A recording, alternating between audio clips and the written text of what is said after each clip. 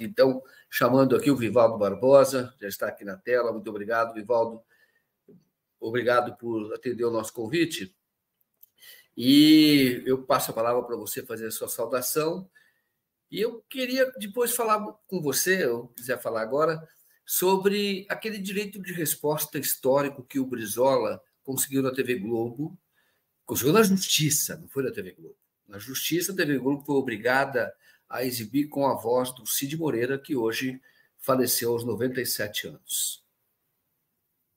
Muito grato,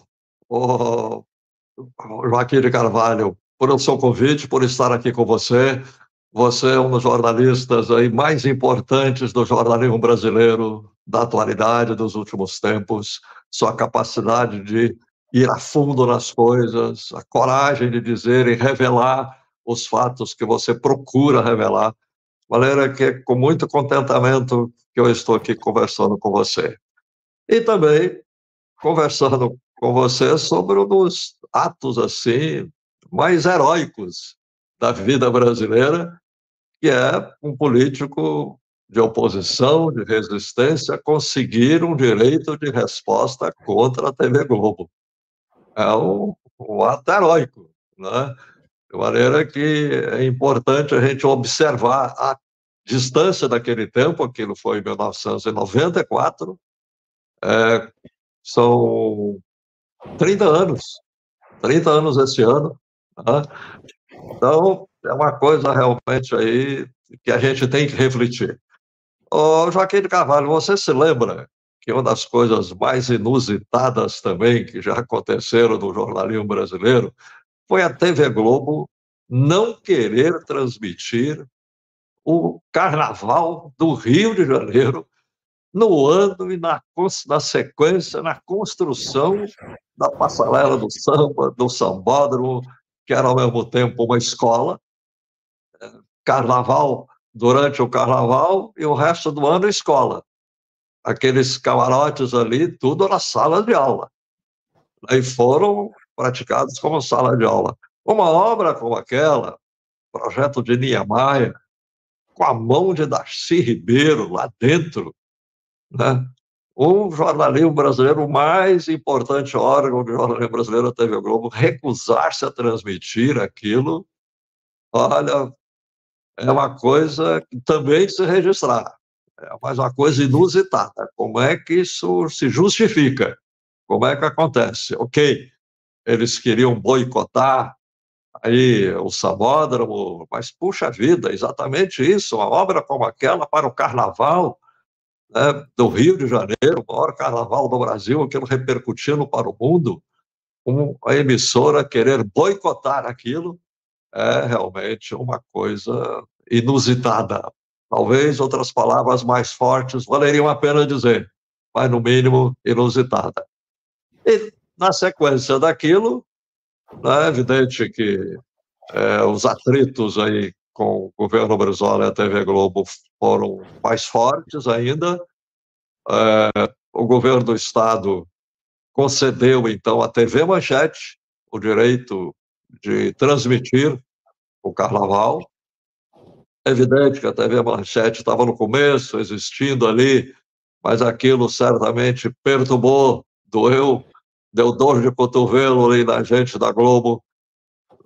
Enfim, vendo a Manchete marcar um tento como aquele ali no seu início, aquilo também contribuiu para, enfim, uma deterioração mais profunda ainda das relações do governo do Estado com a TV Globo.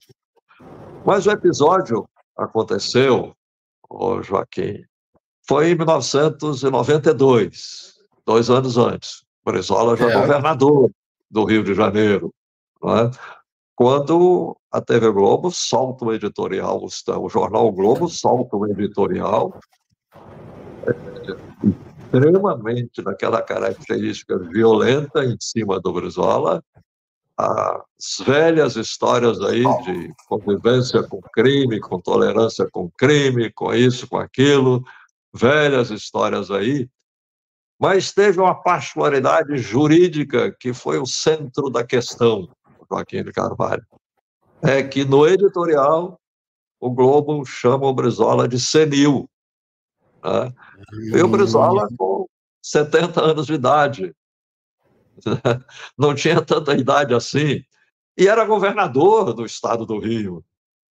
Se você diz isso a um governante de que ele é senil, isto é, ele está fora das capacidades dele mentais de dirigir qualquer órgão público, qualquer coisa, ainda mais o governo do Rio de Janeiro. Então, a Globo, naquilo, criou uma ofensa brutal, moral, a Brizola, dizendo que ele estava desqualificado do ponto de vista mental para dirigir o governo do Rio de Janeiro. Essa foi a questão assim, do conteúdo jurídico mais forte. As outras questões podiam sempre ser ditas, não, é debate político, não gosta da questão da segurança, não gosta da questão daquilo, não gosta do Sambódromo, então, ok. Mas essa questão realmente, sem dúvida alguma, que causou maior sensibilidade no judiciário e levou o judiciário brasileiro a tomar uma decisão daquela, o que também não é fácil na vida da TV Globo, nunca acontece na vida da TV Globo, pelo menos não aconteceu com frequência na vida da TV Globo, porque o judiciário brasileiro está muito ligado aos meios de comunicação e muito ligado à TV Globo. Você veja que como a TV Globo gosta de presentear, homenagear ministros do Supremo, desembargadores nos estados, né, ministros de outras áreas, né, como eles gostam, né, de homenagear esta gente. Né? É evidente que as decisões judiciais não são tão desfavoráveis à Globo assim. Mas essa questão dessa acusação frontal, moral, contra o Brizola pesou muito. E ali ficou inarredável. Ou o judiciário dava aquilo ali como uma ofensa moral grave, ou realmente daí para frente nada mais a fazer. Ô, Evaldo, você sabe, acompanhou isso, os bastidores naquela ocasião? Como foi a luta, demorou 2 anos, como você está dizendo, foi em 92. O editorial foi em razão do Carnaval, só para a gente tentar recuperar isso, que foi em função do Carnaval que o Globo, então, faz essa ofensa pessoal ao Brizola. E a resposta foi fantástica. Não vou passar o vídeo aqui, porque tem o direito autoral da Globo, mas isso está no YouTube, todos podem ver. E ali você acompanha os bastidores, como é que foi essa luta? Porque não foi simples, demorou 2 anos. Né? Não, a questão do Carnaval era anterior. A questão do Carnaval era de 83 a 84. O Sambódromo foi construído em 83 e o primeiro Carnaval foi em 84. Né? Então, essa questão do Carnaval veio anterior, mas isso continuou. Né? Isso continuou realmente aí com a disputa, uma briga muito grande. E naquele momento, o Brizola era governador do Rio de Janeiro e ele, que já na inauguração do Sambódromo não permitiu que a TV Globo tivesse regalias ou fizesse o que queria até ali e tal, o que levou aí a TV Globo a boicotar, ou a querer boicotar o Carnaval.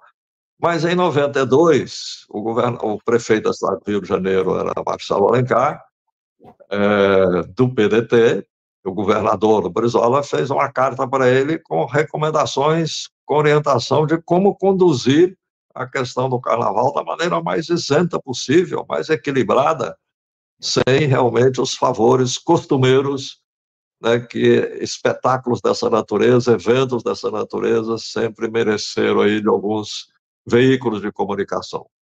Então, em cima disso aí, a TV Globo produziu o editorial, o famoso editorial, né, que é realmente uma peça assim, de uma baixaria de jornalismo, Joaquim de Carvalho, né, termos, expressões, visão realmente não jornalística, visão jornalística rasteira, pequena, né, que foi realmente um momento impressionante na vida do jornalismo brasileiro. Aquele editorial, as questões todas, né? O boicote ao Carnaval, da inauguração do Sambódromo 83, 84, o editorial de 92 e a decisão judicial que prevaleceu para ser lida a resposta, o direito de resposta do Brizola em 94.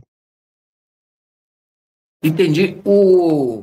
E por que vem? Você, não sei se você também você teve no exílio, né? Você foi para os Estados Unidos, você depois voltou, foi para o PDT. Eu me lembro de você como líder do PDT na Câmara dos Deputados. E foi líder do Câmara dos Deputados, eu estou correto, né? Eu me lembro que foi deputado, se não me engano, você foi deputado constituinte também, se não me engano. Você pode me corrigir se não. E não sei se você acompanhou a eleição de 82, quando teve o chamado escândalo do Proconsult, né, naquela ocasião. E as pessoas, eu trabalhei na TV Globo, se recordam muito que quando o Brizola foi feita uma negociação para que ele entrasse ao vivo, porque a Globo estava sendo muito desgastada, porque atribuíam a ela uma tentativa de roubar a eleição. Na verdade, tinha um grupo que estava tentando fazer isso, e a Globo estava divulgando o resultado da Proconsult. E aí estava um desgaste muito grande dentro da Globo. A Globo falou: olha, vamos tentar resolver isso, então vamos dar voz ao Brizola e dizer que ele está virtualmente eleito. Porque, embora o Proconsult começou a apurar os votos do interior primeiro, e o interior tinha o Moreira Franco, que era mais forte no interior, e deixou para o último, o do Rio de Janeiro. Então parecia que o Moreira Franco estava bem na frente.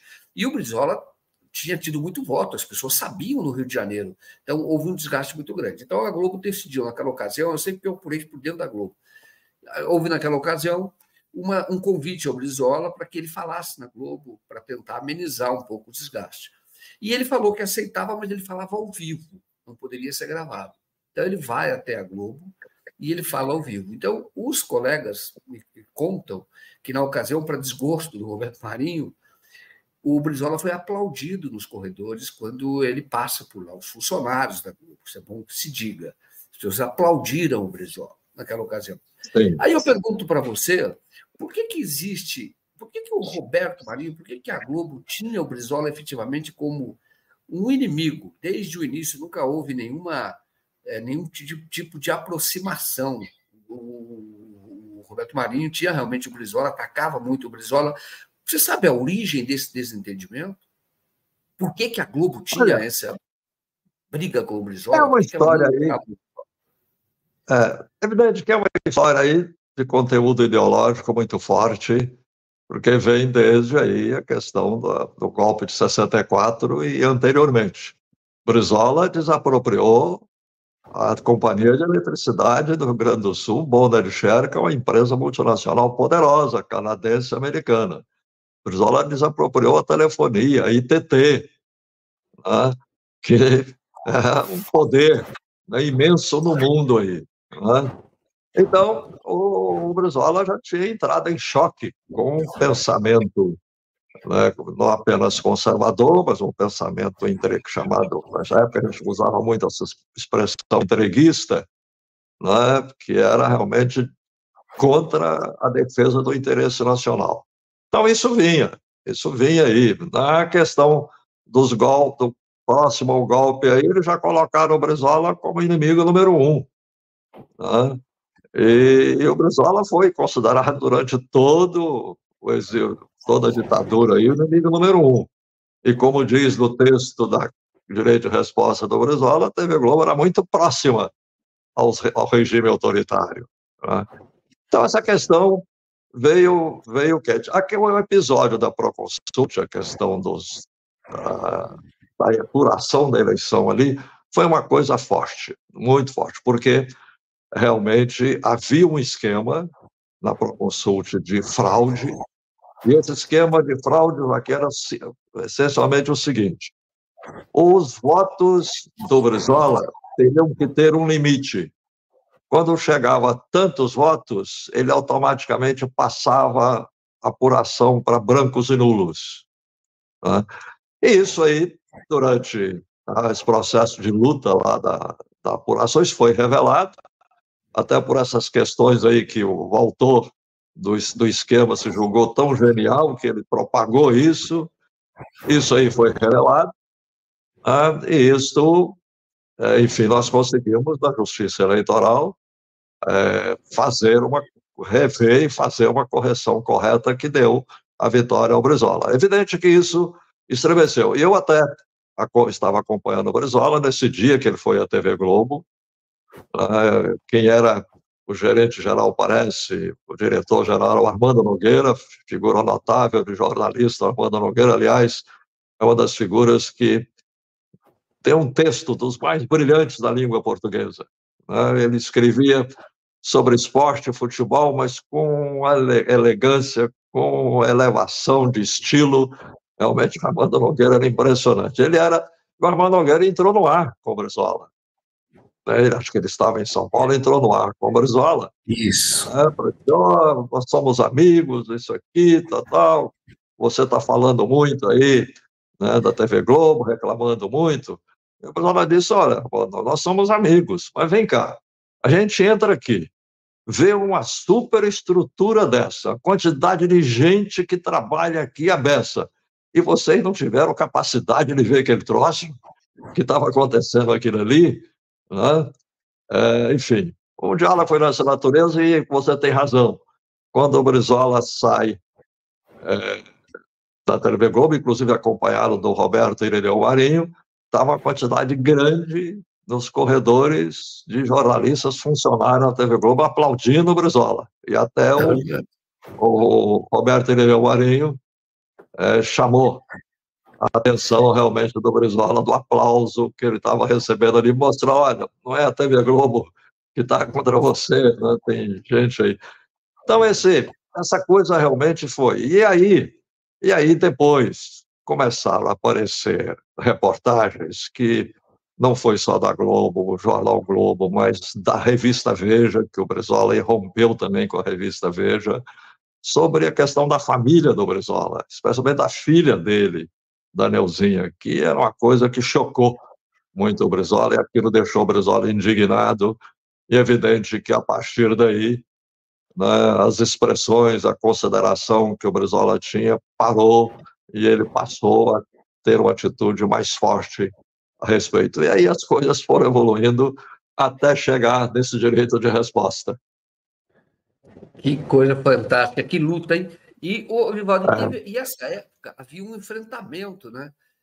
Na época do Brizola, um enfrentamento da TV Globo, que vocês conseguiam algumas coisas no Congresso, né? Você teve a CPI da NEC, salvo engano, né? Não sei se você participou dessa CPI, CPI da NEC, lembra? Não sei se você chegou a participar, mas não, havia resistência. Isso aí foi no tempo anterior, né? Foi na legislatura anterior, ainda no regime militar, em que aí sim, aí surge o personagem que certamente você vai querer conversar agora, que acabou de falecer, o Saturnino Braga. O Saturnino Braga surge nesse episódio aí.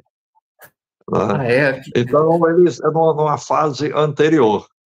Que interessante, fase anterior, que era o final da ditadura, né? Que houve o tempo do Saturnino Braga. Era o período da ditadura. Faleceu em hoje o companheiro do Geraldo Rosa, nessa luta pela democracia, né? Exatamente. E realmente o Saturnino Braga, ele foi uma das pessoas muito firmes, mergulhou muito na CPI, estudou, e ele não foi no depoimento do Roberto Marinho, que ele foi duro, o Roberto Marinho. Daí para frente, foi proibido de ser notícia, de ter a sua voz, sua imagem na televisão. Nunca mais foi. A não ser depois que ele foi prefeito aí, que, enfim, reconciliaram um pouco a esse respeito aí. Então, a questão da NET é um período anterior. Entendi. E nesse episódio, você fala anterior, na legislatura de 83 a 86, é isso, não? Desculpa, Joaquim. Foi na legislatura de 83, é isso? Aquela eleição de 82, o Saturnino foi deputado, é isso? E depois foi ali que surgiu a CPI da NEC, não foi? Não, acho que foi na legislatura anterior. Eu, nessa época, 83, eu era secretário de Justiça do Brizola. Foi no primeiro mandato dele. Ele foi eleito em 82, tomou posse em 83. Eu era secretário de Justiça. Eu entrei no parlamento na Constituinte em 86, né? E esse episódio aí, parece que foi da questão, né, anterior, na legislatura anterior, em que Saturnino Braga era deputado federal. Ele não tinha sido Isso. nem senador ainda.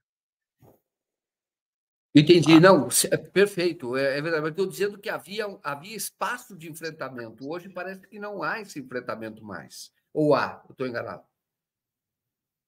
Não, enfim, esse enfrentamento foi aí um período aí da história. Hoje não há mais enfrentamento, né, de ninguém aí com os meios de comunicação, a não ser o Collor fez desculpe, o Bolsonaro fez um enfrentamento aí meio esquisito, né, no mandato dele, mas, enfim, em termos de enfrentamento de grupos políticos, tanto no nosso campo ou no outro campo, com os meios de comunicação, com a TV Globo, não aconteceram mais. Não aconteceram, a não ser nesse caso aí que o Bolsonaro fez um enfrentamento meio esquisito aí, né, com a TV Globo, porque são órgãos do conservadorismo brasileiro, atitudes do conservadorismo brasileiro, enfim, não havia motivo aí para este enfrentamento. Ô, Vivaldo, perguntar para você, você sofreu algum tipo de boicote da TV Globo? Desculpe, o som não está chegando muito bem E aqui, abaixo, Joaquim, desculpe. eu preciso ver o que está acontecendo aqui, mas eu vou perguntar se você sofreu algum boicote da TV Globo. Boicote, você Sim, teve algum sim. boicote? Sim, sim.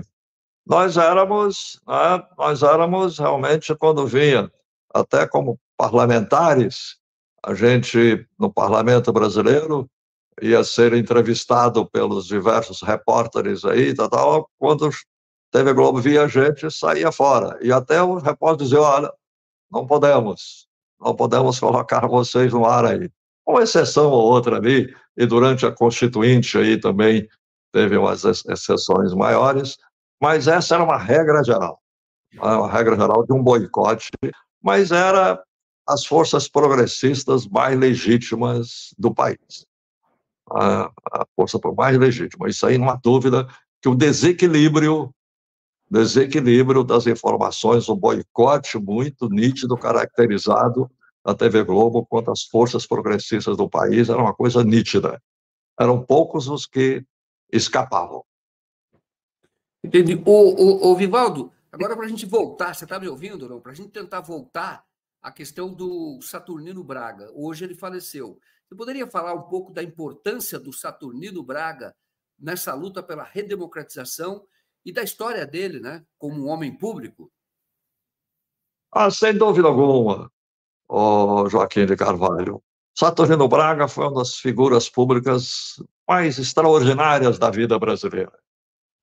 E não foi apenas aí na questão do período da redemocratização, foi até antes, como eu disse a você, esse episódio lá da CPI, lá na Câmara dos Deputados, mas ao longo da vida dele, uma figura de uma visão pública elevada, superior. Ele era um político superior, né? Ele procurava compreender a política brasileira, muito estudioso, e até escrevia questões aí relevantes, muito estudioso. Ele tinha uma capacidade de expressão muito singela, muito simples, né, inteligível. Né? E diante agora desse quadro que a gente vê aí, Joaquim, da política brasileira, da degradação a que atingimos nos últimos tempos, olha, a figura de Saturnino Braga tem que ser ressaltada. Era uma figura realmente de um homem superior, de uma visão superior, de um político de visão superior. Ele era uma pessoa de esquerda, sempre esteve em partido de esquerda, originalmente do Partido Socialista, depois veio para o PDT, depois voltou ao Partido Socialista, né? Depois ele até saiu do Partido Socialista quando o garotinho entrou no partido, ele saiu, foi para o PT, ficou filiado 13 anos no PT, como ele gostava de chamar a atenção, e realmente ele depois voltou ao PSB, né? sempre nesse caminho. Ele nunca teve dúvida do seu caminho. É um homem de esquerda, de temperamento cordial, então não era uma figura de um temperamento raivoso, muito pelo contrário, muito cordial, maneira que, mas ele sabia os caminhos dele. Ele sabia que realmente o povo brasileiro, o Brasil precisava de uma transformação. O povo brasileiro, né, precisava de uma nova vida, que não, o Brasil não estava atendendo aos interesses do povo brasileiro. E outro aspecto da vida dele, da postura política dele, era o nacionalismo. Era uma visão que compreendia o Brasil, que procurava compreender o Brasil e o povo brasileiro, uma visão de soberania muito acentuada, uma compreensão dos domínios das nossas riquezas, do domínio das nossas riquezas que o Brasil tinha que assumir, que não podia abrir mão de jeito algum. Ele sabia da postura do Brasil no enfrentamento do Império, no enfrentamento aí, do leste europeu, enfim, ele sabia, né, dessa postura dele, tinha consciência dele, política dele. Ele é uma figura muito extraordinária da vida brasileira. Não é apenas uma morte que a gente lamenta, mas lamenta a perda de uma figura que não há, especialmente aqui no Rio de Janeiro, uma figura igual a Saturnino Braga, que tenha sido igual a Saturnino Braga nos últimos tempos, né? Eu até dizia que a maior e melhor figura da política do Rio de Janeiro era o Saturnino Braga nos últimos tempos, né? Desde que o Brizola se foi, ele realmente ficou como uma figura, na minha referência, nos meus contatos, na minha compreensão, a visão dos políticos brasileiros, ele era o do mais importante, de uma honradez pessoal muito grande, honradez intocável, irretocável, né? E ele realmente tinha essa capacidade de dizer o que pensava, da forma cordial, mas de dizer o que pensava, expressar a sua natureza, debater sobre as suas ideias, sobre os seus princípios, tolerante no debate, muito tolerante no debate, de maneira que eu realmente tenho uma referência do Saturnino Braga de uma maneira muito especial, ô Joaquim, muito especial. Eu acho que ele é uma figura que deve ser relembrada, deve ser destacada na vida brasileira para servir realmente de exemplo de conduta dos homens públicos brasileiros. Muito bom. Você acha que você está criando agora, recriando, trabalhando para a recriação do PTB original?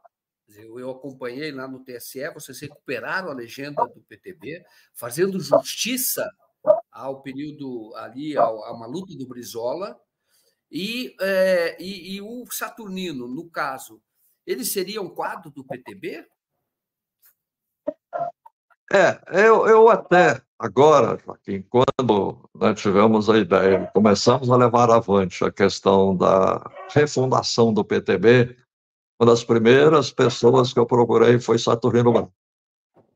Mostrei a ele o que nós estávamos procurando fazer, ele ficou muito entusiasmado com o projeto, porque ele já, enfim, ele já tinha percorrido esses espaços políticos brasileiros aí, estava realmente querendo a retomada de um pensamento político nacional, né? De um pensamento político de natureza nacional, trabalhista.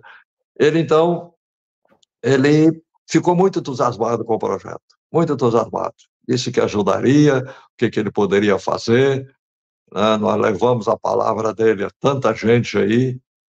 Ele foi até a nossa figura número 1, nós colocamos como número 1 na nossa lista de apoiadores.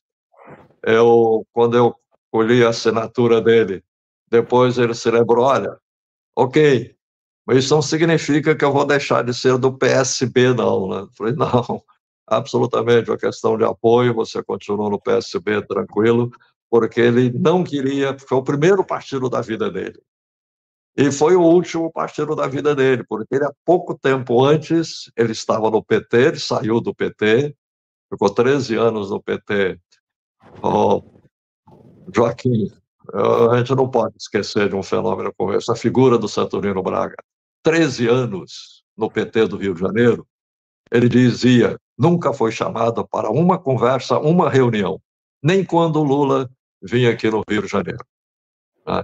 Ele fazia questão, ele deixou o PT, depois foi chamado para retornar ao PSB, ele atendeu o convite, e ele quis continuar no PSB como primeiro e último partido da vida dele, o que acabou aí acontecendo. Né?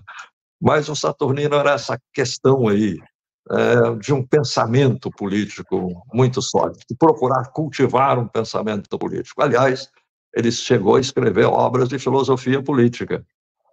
Né? Ele, de um pensamento, procurava mergulhar no pensamento político. Isso que era realmente uma grande característica dele, para não perder o rumo, para não deixar realmente a vida brasileira seguir esse caminho aí de um fisiologismo barato, rasteiro, tacanho, como tem acontecido até agora.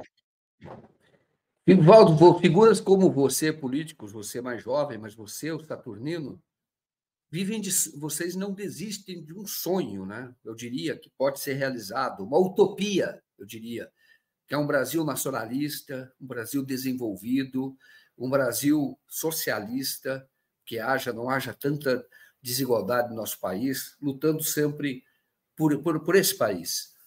Como é que você vê hoje, tendo em vista a eleição de domingo, como é que você está vendo hoje os políticos brasileiros? E por que é importante você ter uma volta de uma legenda que é antiga, que pode ensinar muito para os novos políticos, para os brasileiros que querem entrar na política, que é o PTB. Então, eu pediria que você pudesse falar um pouco sobre o nosso quadro político atual. Temos figuras importantes, mas parece que há uma presença cada vez maior de pessoas que não teriam espaço numa política no passado. Pediria que você falasse sobre isso, por favor.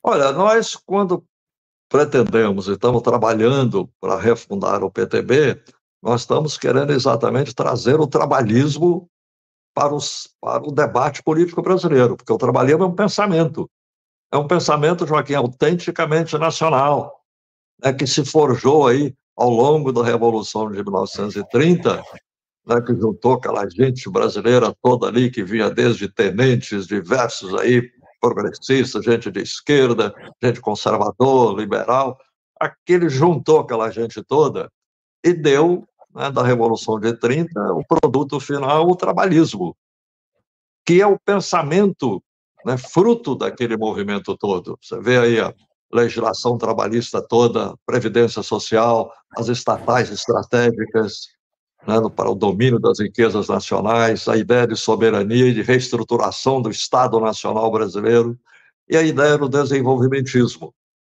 que é procurar levar ao povo brasileiro a consciência de que o povo brasileiro pode progredir, pode superar o atraso. Então, esse é um pensamento político que frutificou no Brasil nesse período, ele foi evoluído muito ele foi fundado em 1945, o trabalhismo, o PTB, foi até o golpe de 64, evoluiu muito naquele período, foi o movimento político mais importante do Brasil naquele período, de maneira que hoje uma das questões que mais, uma ausência das mais sentidas no Brasil é um pensamento político estruturado, definido, que você compreenda o que você está marchando, os seus caminhos, e compreenda que você não pode perder o rumo, e te ajuda a não perder o rumo. Então, em busca desse pensamento, nós estamos procurando contribuir muito para a política brasileira nesse quadro aí desastrado que estamos vivendo. Agora, Joaquim, a eleição municipal é eleição municipal, não é uma eleição nacional.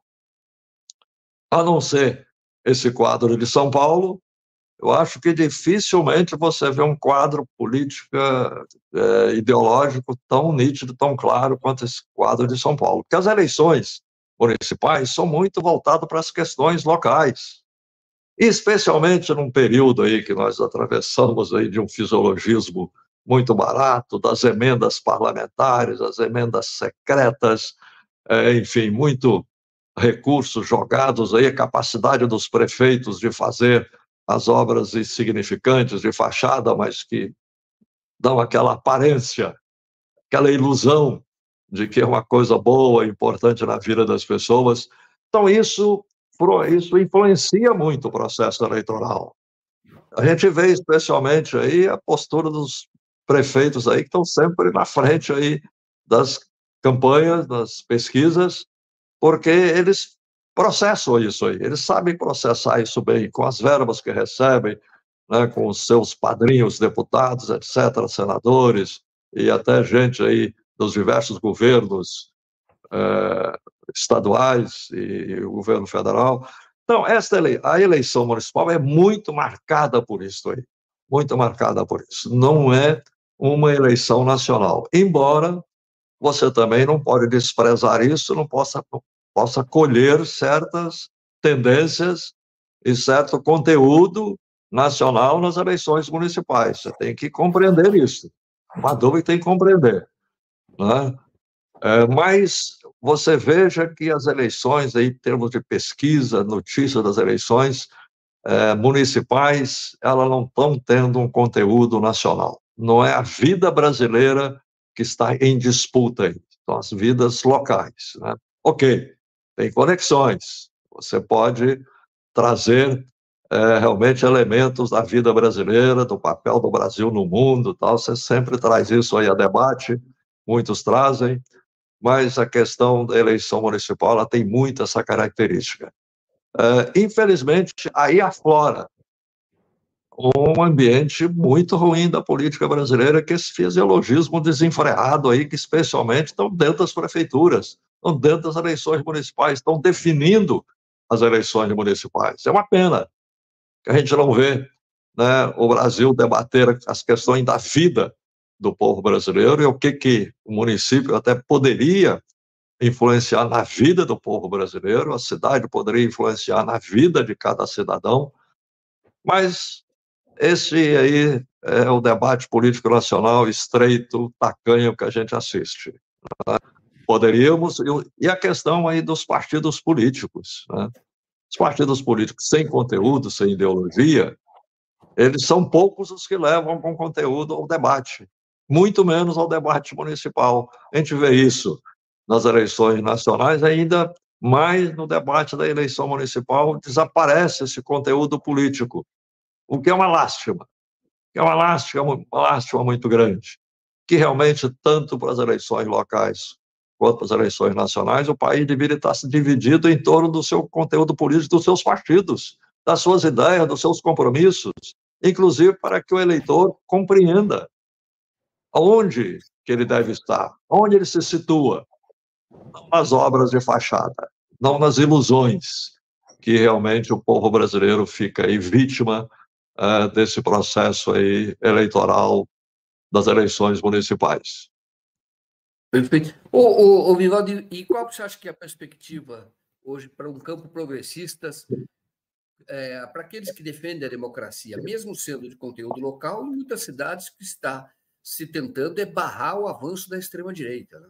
Como é que você vê hoje? Você acha que sairemos desta disputa com o fortalecimento da extrema-direita, ou você acha que o campo democrático, essa frente democrática, vamos chamar assim, tem chance? Olha, vai ocupar esse lado democrático, esse campo democrático, vai ocupar um certo espaço aí, né? Tanto aí nas eleições de vereadores, prefeitos, etc., vai ocupar um certo espaço. Talvez um espaço que não corresponda ao avanço político que nós tivemos na última eleição presidencial, a eleição nacional. Mas se você comparar com as eleições municipais anteriores, talvez registre aí um grande, algum tipo de avanço, né? Porque essa é a dinâmica né, a dinâmica da vida, né? A gente espera aí, não é apenas uma questão de otimismo simples, mas é que a gente confia de que o ser humano ele vai se aperfeiçoando, ele pode levar à compreensão de coisas que ele não tinha antes, depende aí do debate político que se faz. Aliás, é o debate político uma das questões que a gente hoje sente falta e faz falta ao Brasil, é essa firmeza das posições políticas. Há um ambiente muito frouxo por aí e a mobilização nacional em torno das questões fundamentais, que deveria estar inspirando as eleições municipais agora. Você mobilizar o país para a defesa do interesse nacional, para o projeto de país, para o projeto de nação, para a compreensão de nação, aquilo que Saturnino Braga muito tinha. Aliás, Joaquim, hoje é 3 de outubro, Isso. dia da Revolução de 1930, Exato.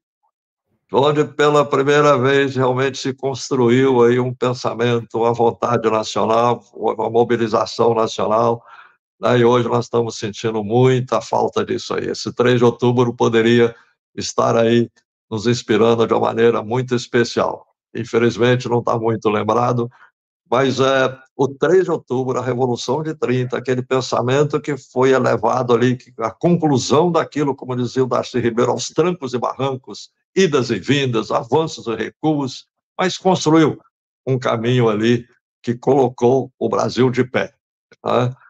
Com as estatais, nos setores estratégicos, no domínio do petróleo, no domínio da energia, no domínio do minério, no crédito através do BNDES, enfim, tudo ali colocou o Brasil de pé. Tudo isso é produto aí da Revolução de 30. Nós deveríamos estar agora debatendo muito isto aí.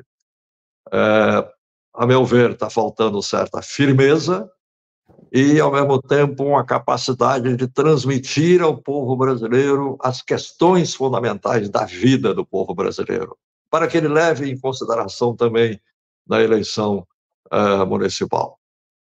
De maneira que, invocando aí a Revolução de 30, eu digo a você aí que há jeito, a esperança, a possibilidade, né, do Brasil se recompor, definir-se como nação, definir-se como um projeto nacional, definir-se como um povo, acima de tudo, como um povo, para o Brasil seguir o destino melhor que tem tido até aqui. Perfeito. O Getúlio Vargas, ele fala nas memórias dele, na época, já dizendo da necessidade de comemorar o 3 de outubro, que mudou a história do Brasil, efetivamente.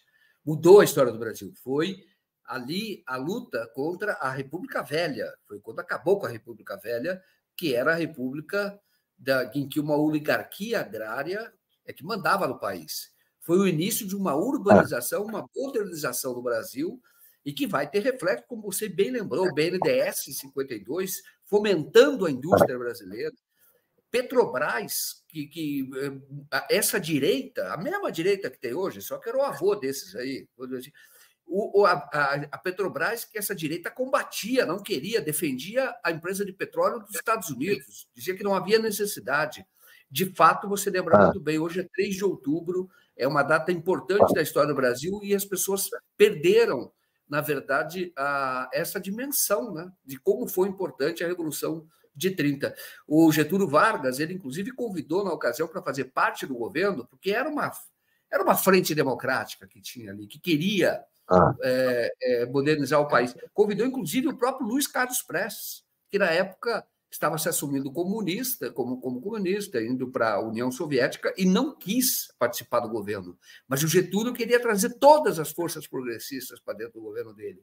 É fato que você está falando, é muito importante. Né? E vai resultar numa nova Constituição, inclusive, que foi a Constituição de 34. Tudo isso fruto dessa a Revolução de 30. Muito bem lembrado, viu? Uma data importante para a gente ter essa conversa. Vivaldo, eu vou aproveitar para falar com você sobre.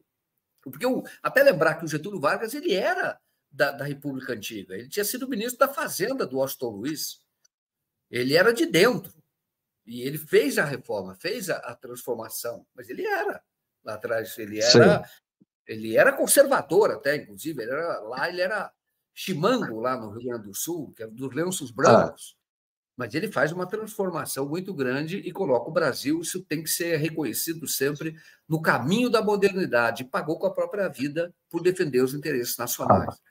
Muito bem lembrado. Mas eu queria falar com você, que muita gente está perguntando aqui sobre o PTB. Você já tem número? Vai ser o mesmo 14 da Ivete Vargas ou você vai ter outro número? E como é que está o andamento? Você já disse na entrevista, que aquela que eu fiz lá no TSE, que vocês não disputariam a eleição municipal agora, que o projeto é para a eleição de 2026. Mas fala, por favor, da recriação do PTB, do verdadeiro PTB. Joaquim, nós fizemos a primeira fase, né, que nós nos encontramos até naquele dia da decisão no TSE, lá em que deu vitória para nós, consagrou a luta final aí para nós sermos o PTB, sermos um partido político registrado com CNPJ, diário oficial, estatuto, etc., etc.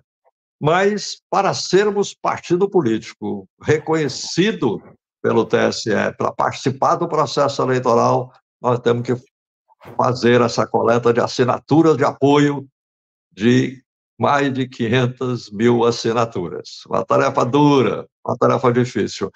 Mas você sabe, Joaquim, nós estamos recebendo muitos contatos país afora. Tanto assim que nós estamos estabelecidos em todos os estados brasileiros, todos. E o seguinte, as pessoas estão nos chamando, estão nos pedindo, com quem eu procuro no meu lugar, na minha cidade, no meu estado, para ajudar nesse processo aí. Se as pessoas estivessem apenas à procura de um partido, Joaquim, tem mais de 30 aí, ele vai lá de manhã cedo e sai com a ficha de tarde. As pessoas estão nos procurando por uma tarefa difícil, dura, árdua, e até com aquele nível de incerteza. Vai dar certo, que vamos conseguir fazer isso aí, mas as pessoas estão vindo, então, com uma cabeça política mais elaborada. Há algo, Joaquim, há algo que restou na nossa história. Estamos conversando aí sobre o Getúlio, sobre a Revolução de 30, sobre o trabalhismo, sobre o Saturnino, enfim, falamos sobre a Brizola e tal. Há algo na vida brasileira que restou por aí. Eu até confesso a você que, às vezes, eu digo aos companheiros, nós temos que compreender isso melhor ainda. Por que as pessoas nos procuram agora para ajudar a fazer o PTB? E é muita gente que procura. Dificilmente passa o dia o meu telefone, alguém que, olha, consegui seu telefone, como é que eu faço, tal. Dificilmente. Então, há uma procura para um caminho político brasileiro que as pessoas estão se distanciando dos caminhos até aqui. Não estão querendo apenas um partido, não. Isso para eles é fácil conseguir. Estão querendo realmente um caminho político sério e consequente, um partido que possa definir algum rumo para o Brasil, definir uma vida para o povo brasileiro. Nós estamos em busca dessas assinaturas. Como disse você, tem gente nossa aí, país afora, né, desde Roraima, do Acre, Amapá, até o Rio Grande do Sul, passando pelo Nordeste todo. Né? Agora, no fim do mês, vamos ter um encontro do Nordeste lá em Salvador, onde eu também vou participar lá do Congresso Nacional dos Aposentados, que tem uma afinidade política muito grande com a gente. Tem aí os servidores públicos municipais, tem uma confederação também, que nós temos um diálogo muito forte, fecundo com eles aí. De maneira que nós estamos avançando, Joaquim, na busca dessas assinaturas, e no final do processo é que nós vamos fazer um grande congresso nacional, aí nós vamos definir o programa do partido, redefinir o estatuto, organizar a direção nacional do partido, diretório e executivo, as direções estaduais. Você vê o seguinte, nós temos que montar, nesse período, vamos ter que montar aí diretórios estaduais, executivos estaduais dos 27 estados brasileiros. Vamos estar mexendo com muita gente. Por isso é que nós estamos com uma certa pressa de, no mais tardar, até metade, ou um pouco mais da metade do ano que vem, nós construirmos isso aí, organizarmos o PTB, e na eleição seguinte, de 26, nós estamos participando da eleição efetivamente. A nossa primeira eleição. Agora, na eleição desse ano, nós não podemos participar por lei, não podemos, enquanto não constituirmos o partido de maneira definitiva. Como em fevereiro de 26 virão os deputados estaduais e federais poderão abandonar os seus partidos e vir o nosso caminho, ou qualquer outro vai vir o nosso caminho, nós temos que estar preparados para quando, em fevereiro do ano que vem, os deputados já terem um quadro bem definido do PTB, do trabalhismo, do nacionalismo, bem definido para os deputados poderem optar por um caminho nosso aí. E aí a gente participar das eleições de 26 de maneira muito efetiva. É a nossa primeira eleição. É ali que nós vamos mostrar a que vimos, vamos estar estabelecidos e vamos definir realmente os melhores caminhos para a política brasileira. Não é apenas uma volta ao passado, Joaquim. A volta ao passado é uma fonte de inspiração, né? E uma transmissão de certeza que o nosso caminho é correto. Mas nós temos que trabalhar o Brasil de hoje. Vamos trabalhar o Brasil à luz dos ensinamentos, à luz daquilo que tudo que assimilamos, mas vamos trabalhar o Brasil de hoje, né, para envolver o povo brasileiro de hoje. E uma das questões que mais importantes na vida hoje do povo brasileiro é a mobilização nacional. É o encontro de um projeto nacional, o encontro de uma vontade de nação, né, de um desejo de construir uma nação. Talvez essa seja a grande contribuição que nós já na eleição de 26 estaremos dando. O Vivaldo, tem aqui, olha, o professor Christian Flávio dizendo que tem interesse em ser cofundador em Goiás. Como é que a pessoa faz para assinar, para aderir? Lembrando bem que essa assinatura inicial não é de filiação, é uma assinatura de apoiamento, não é isso? E que permite a criação do partido. Depois vai ter o processo de filiação quando o partido for homologado, não é isso? Pelo tribunal. As pessoas têm que assinar agora, tem que ter um grande número de assinaturas, no número mínimo de estados, né? E como é que a pessoa faz se quiser participar? Olha, pode procurar aí no Instagram, ou aí no Trabalhismo em Movimento, ou no próprio PTB, que tem lá as indicações. Eu até me falho diante de você aqui, porque eu não sou de muita memória dessas indicações de Facebook, das diversas coisas, não tenho aqui comigo o papel, mas ele pode procurar no Instagram, no Facebook, pode procurar no WhatsApp sobre o PTB, sobre o Trabalhismo em Movimento. Então, as pessoas encontram. Como tem encontrado aí, muita gente tem encontrado. E assina lá, através, já faz a assinatura, ali você é direcionado. Aí procura o contato, porque é possível assinar diretamente junto com o TSE pelo e-título. O TSE tem esse aplicativo chamado e-título, a pessoa tem que instalar. Quem não tiver, faz o registro do e-título, e aí, através do e-título, ele faz o seu apoio. Não é filiação, como você bem disse, não é filiação, é apoio para a criação do partido. Depois de criado o partido é que virá o processo de afinação. E nesse momento, Joaquim, nós estaremos com um partido construído, dentro desse ambiente de boa vontade que eu lhe disse, de gente procurando fazer uma coisa séria e consequente, vindo para o sacrifício. Nós estaremos com o partido construído nesse final da linha aí, o que é uma coisa muito vantajosa. Não serão busca de fulano, de deputado aqui, ou de prefeito ali, não. É a construção que nós estamos fazendo de agora, quando chegarmos no fim da linha, nós estamos com o partido construído de uma maneira muito correta. Vivaldo, o importante quando você fala que não é uma volta ao passado, mas a prisão do Lula, o golpe de 2016, mostrou que nós temos sim que recuperar o que foi perdido antes de 64, que era a força do PTB, né? Foi perdido. A prisão do Lula tem tudo a ver com a questão do petróleo. E se você for ler a carta-testamento do Getúlio, que o Brizola lia muito, que o Brizola tinha na casa dele emoldurado, né? Colocou, esculpido em aço, né? Isso, uma placa de aço, o filho dele é que conta. Eu digo, não há nada mais moderno, nada foi superado daquela carta-testamento. Tudo aquilo que ele escreveu ali, nós vimos acontecer a partir de 2013, 2014, 2015, nós vimos tudo isso, não é isso? É um dos documentos mais importantes da história política brasileira. a Carta Testamento de Getúlio Vargas, que ali sintetizou aquilo que eu chamei aquele produto da Revolução de 30, sintetizou aí a participação de um conjunto de gente, né, que às vezes se chocava, às vezes saía, brigava, voltava, enfim, um conjunto de gente ali que fez, que produziu aquilo, e a chamada Carta Testamento sintetiza tudo isso aí. É um dos documentos mais importantes da história brasileira. Mais importantes. Uma história que não tem, assim, documentos tão marcantes ao longo da vida. Nós não temos uma declaração de independência como teve os Estados Unidos, né? Nós não tivemos aí as declarações lá da Revolução Francesa, a Constituição, as constituições da Revolução Francesa. Tivemos agora essa Constituição de 88, que ali sintetiza muito da visão de Brasil, mas documentos políticos, nós não temos tantos políticos importantes como essa Carta Testamento, porque essa é uma síntese, esse é um pensamento político que está ali expresso.